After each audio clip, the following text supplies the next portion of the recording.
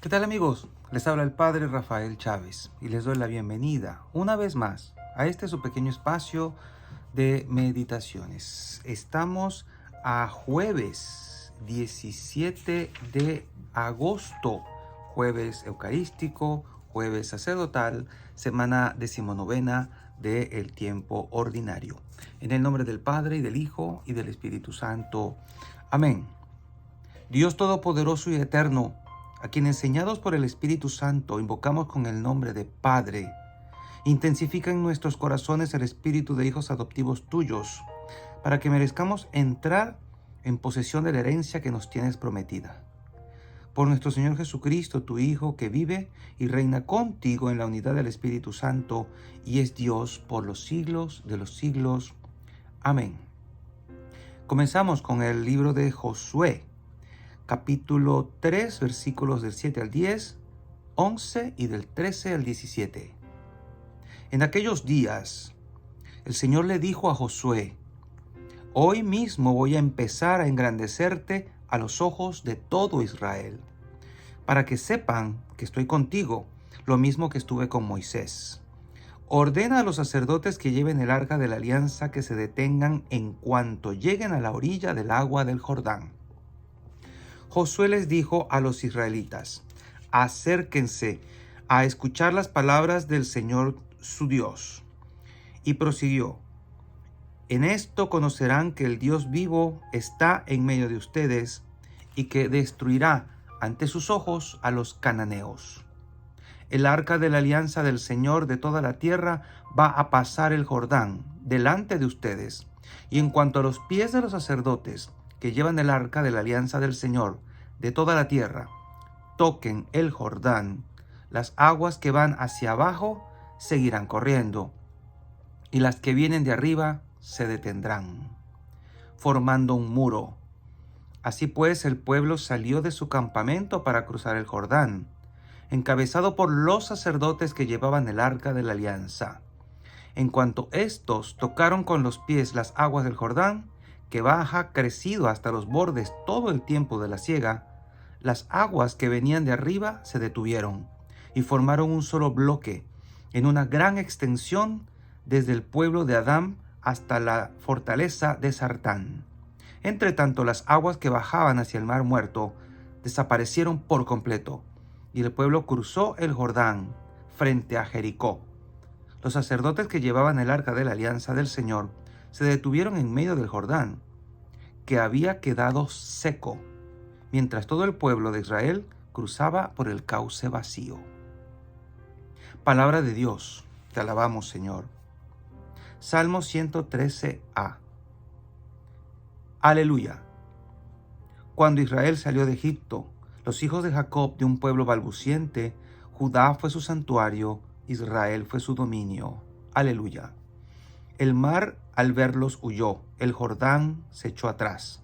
Los montes saltaron como carneros, las colinas como corderos. Aleluya. ¿Qué te pasa, mar que huyes? ¿A ti, Jordán, que te echas atrás? ¿Y a vosotros, montes que saltáis como carneros, colinas que saltáis como corderos? Aleluya. Y el Evangelio de hoy está tomado de Mateo, capítulo 18, versículos del 21 al 19, versículo 1. En aquel tiempo, Pedro se acercó a Jesús y le preguntó: si mi hermano me ofende, ¿cuántas veces tengo que perdonarlo? ¿Hasta 7 veces? Jesús le contestó: no solo hasta 7 veces, sino hasta 70 veces 7. Entonces Jesús les dijo: el reino de los cielos es semejante a un rey que quiso ajustar cuentas con sus servidores. El primero que le presentaron le debía muchos millones. Como no tenía con qué pagar, el Señor mandó que lo vendieran a él, a su mujer, a sus hijos y todas sus posesiones para saldar la deuda. El servidor, arrojándose a sus pies, le suplicaba diciendo: ten paciencia conmigo y te lo pagaré todo. El rey tuvo lástima de aquel servidor, lo soltó y hasta le perdonó la deuda. Pero apenas había salido aquel servidor, se encontró con uno de sus compañeros que le debía poco dinero. Entonces lo agarró por el cuello y casi lo estrangulaba mientras le decía: «Págame lo que me debes». El compañero se le arrodilló y le rogaba: «Ten paciencia conmigo y te lo pagaré todo». Pero el otro no quiso escucharlo, sino que fue y lo metió en la cárcel hasta que le pagara la deuda.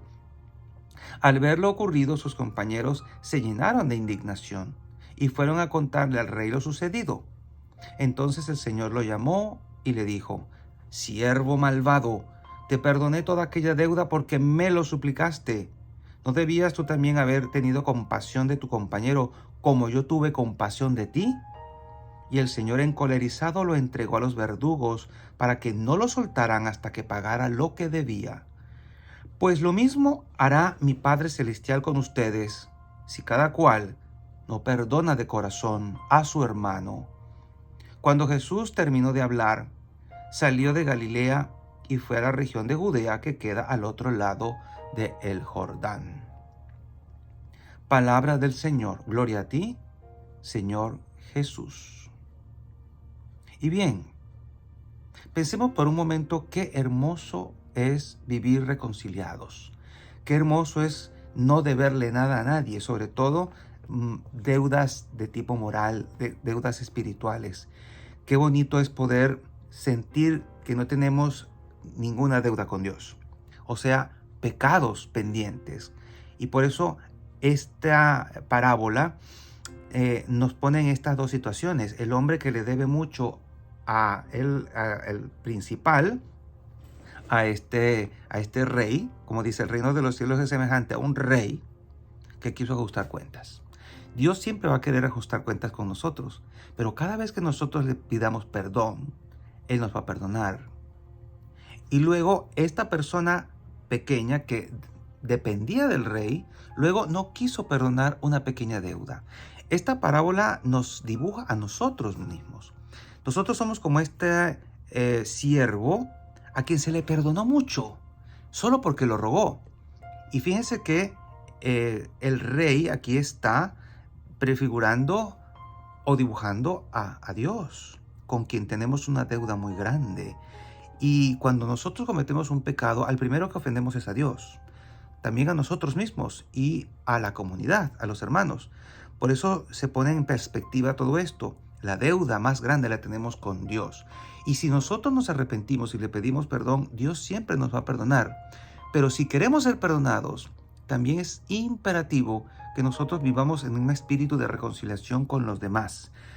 Nunca será más grande la deuda que nosotros, que otros tienen con nosotros, como la que nosotros tenemos con Dios.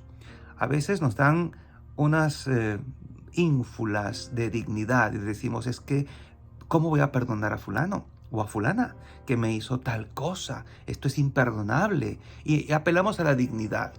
Pero fijémonos que esto no es más que vanidad. ¿Quiénes somos nosotros para negarle el perdón a alguien?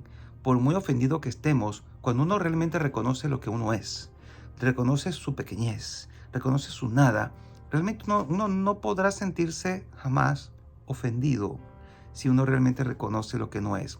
Viene a mi mente, por ejemplo, la vida de San Martín de Porres, que fue tan humillado por ser mulato en el convento incluso donde estaba, y las cosas que le decían eran bien humillantes. Sin embargo, él sabía quién era y nada de lo que le decían podía hacerlo sentirse ofendido, por más que quisieran ofenderlo. Cuando uno tiene un concepto muy sano y muy real de quién es uno, por más cosas feas que digan de ti, no te vas a sentir ofendido, porque tú sabes que tal vez tú eres peor de lo que dice la gente en tu corazón. Uno sabe quién es y Dios sabe quiénes somos. Por lo tanto, esos alardes de dignidad no nos sirven para nada, porque al final Dios siempre se entera de lo que nosotros hacemos. Si tú no quieres perdonar a alguien o te sientes incapaz de perdonar a alguien, debes pedir al Señor que te dé la gracia del perdón y de hacer esta comparación. Mi pecado o el pecado que otros cometen conmigo nunca es más grande que el que yo cometo delante de Dios. Y si uno está consciente de sus propias faltas, jamás podrá echarle en cara las faltas de otros para con uno. Por lo tanto, es necesario que uno esté claro delante de Dios quién es uno y quién es uno delante de el Señor. Si al suplicarle Él nos perdona y otros nos suplican para que lo perdonemos, jamás neguemos el perdón a nadie. Es la única forma de vivir en paz, de vivir tranquilo.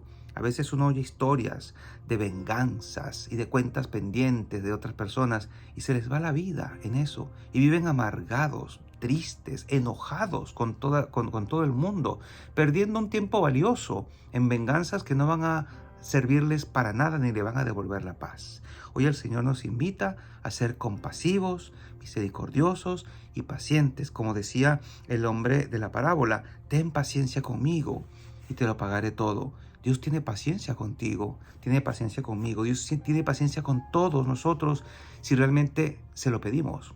Y en cada confesión que nosotros hacemos, le estamos pidiendo precisamente eso, que nos permita tener tiempo para arrepentirnos, para saldar la deuda, para poder reparar el daño que hayamos hecho.